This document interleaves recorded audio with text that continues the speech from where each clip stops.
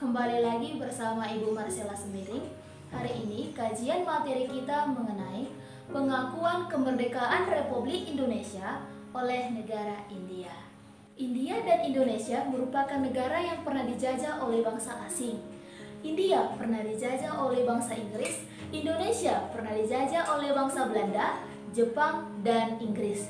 Nah, karena hal tersebutlah maka antara India dengan Indonesia memiliki rasa senasib dan sependeritaan. Setelah Indonesia merdeka pada 17 Agustus 1945, maka negara kita membutuhkan pengakuan dari negara lain. Dalam kajian hari ini, kita akan membahas mengenai pengakuan kemerdekaan Republik Indonesia oleh India. Materi pertama yang akan kita bahas yaitu latar belakang pengakuan kemerdekaan Republik Indonesia oleh negara India. Check it out. Pada tahun 1946, ketika pemerintah dan rakyat India mengalami bahaya kelaparan, maka pemerintah Indonesia menawarkan bantuan berupa beras sebanyak 500.000 ton. Peristiwa ini dikenal dengan peristiwa India Raj. Namun, pada saat itu, India masih dikuasai oleh Inggris. Jadi bagaimana pendapat Inggris mengenai bantuan yang diberikan oleh Indonesia kepada India? Ternyata, Inggris sudah kewalahan dalam mengatasi bencana kelaparan yang ada di India. Maka, ketika Indonesia mengirimkan bantuan berupa beras, maka Inggris sangat mendukungnya.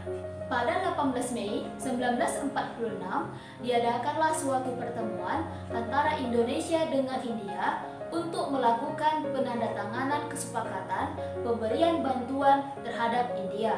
Indonesia diwakili oleh Perdana Menteri Sultan Syahrir dan India diwakili oleh KL Punjabi.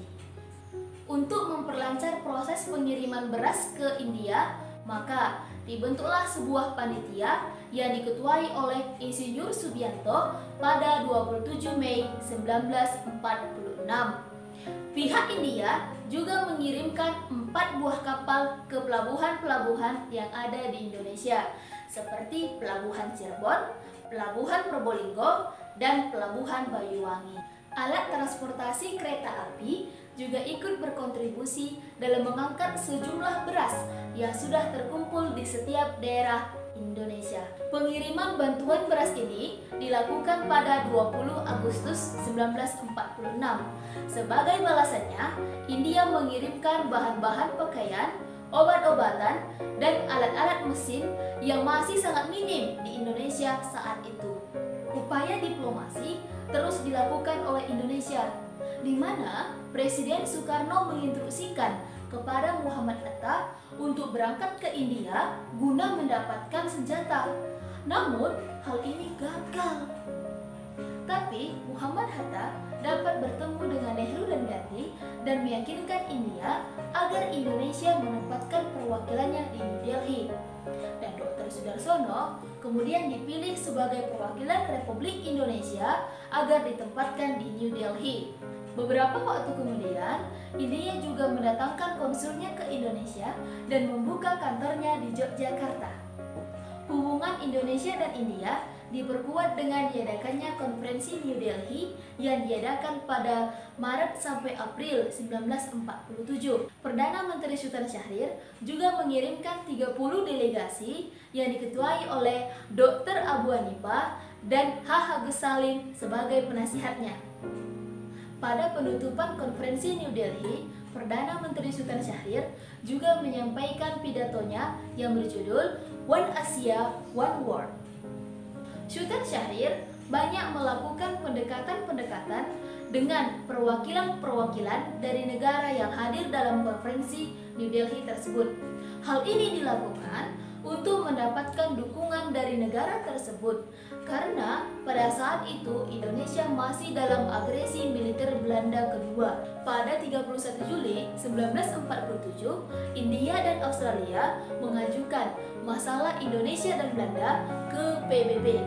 Pada 1 Agustus 1947, PBB mengeluarkan sebuah keputusan yang mengatakan bahwa Indonesia dan Belanda harus menyelesaikan masalah melalui arbitrase.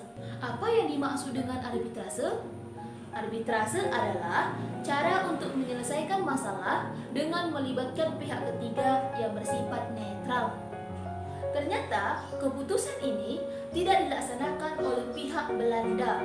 Sikap Belanda ini kemudian diprotes oleh PBB, KTN, India, dan negara-negara lainnya. Protes ini kemudian diwujudkan dalam bentuk penyelenggaraan Konferensi Asia yang diadakan di New Delhi pada 20 sampai 25 Januari 1949 atas prakarsa Perdana Menteri Nehru dan Perdana Menteri Burma yaitu U Aung San.